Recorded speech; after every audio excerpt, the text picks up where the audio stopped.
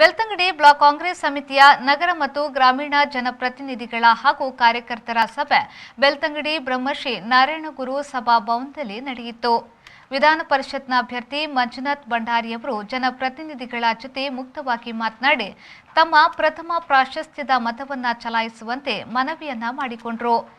ಇವತ್ತು ನಾನು ನನ್ನ ಕಾಲ ಮೇಲೆ ನಿಂತು ಗೆಲ್ಲುವಂತಹ ಓಟು ನಮ್ಮ ಹತ್ರ ಇಲ್ಲ. ಇವತ್ತು ವಿಧಾನ ಪರಿಷತ್ನಲ್ಲಿ ಒಂದು ಕಾಲದಲ್ಲಿ 2 ಸ್ಥಾನ ಇದೆ. 2 ಸ್ಥಾನವನ್ನು ಕಾಂಗ್ರೆಸ್ ಪಕ್ಷದವರು ಪ್ರತಿನಿಧಿಸ್ತಾ ಇದ್ರು. ಲೇಸಿಯಸ್ ಡಿಸೋಜ ಅವರು ಮತ್ತು ಪ್ರತಾಪ್ ಚಂದ್ರ ಶೆಟ್ಟರು. ಇದು ಕಾಂಗ್ರೆಸ್ ಪಕ್ಷವಾಗಿತ್ತು. ಯಾಕೆ ಈ ರೀತಿ ಆಗಿದೆ ಅಂತ ಹೇಳಿದ್ರೆ 6,000 ಚುನಾಯಿತ ಪ್ರತಿನಿಧಿಗಳು ಇವತ್ತು ಇರಬೇಕಾಗಿತ್ತು.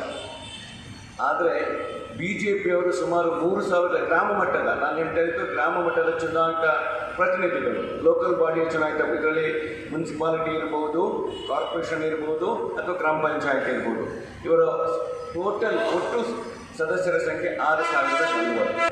ಮಾಜಿ ಶಾಸಕರಾದ ವಸಂತ್ ಪಂಗೇರ್ ಅವರು ಮಾತನಾಡಿ ದಯವಿಟ್ಟು ಅಡ್ಡ ಮತದಾನ ಆಗದಂತೆ ಎಚ್ಚರಿಕೆ ವಹಿಸಬೇಕು ಎಂದರು. ನಿಲ್ಲವರ ಬಗ್ಗೆ ಮಾತಾಡಿದೆ.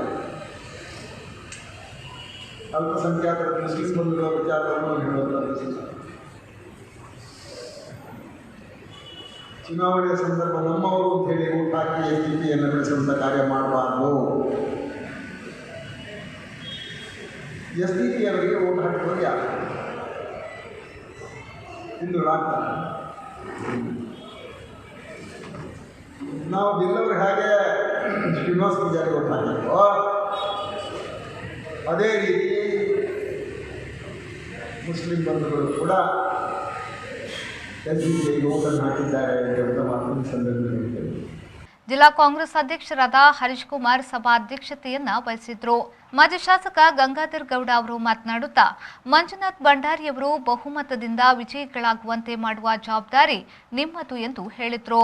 ಈ ಸಂದರ್ಭದಲ್ಲಿ ಮುಂದಾಳುಗಳಾದ Ranjan Gowda, Shailesh Kudru, Krishnamurthy, MS Mohammed, Purushottam Chitrapura, Prakash Salian, AC Jayaraj, Rajashekhara G, Chidanand Poojary, Sahul Hameed, AC Mathew, Abdul Rehman ಮೊದಲಾದವರು ವೇದಿಕೆಯಲ್ಲಿ ಉಪಸ್ಥಿತರಿದ್ದರು. Bureau report V4 news Belthangady.